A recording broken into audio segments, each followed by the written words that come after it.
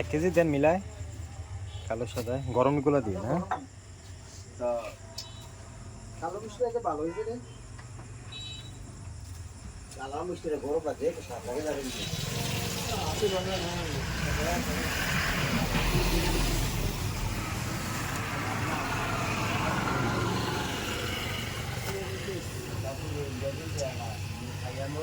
ঠান্ডা দিয়েন না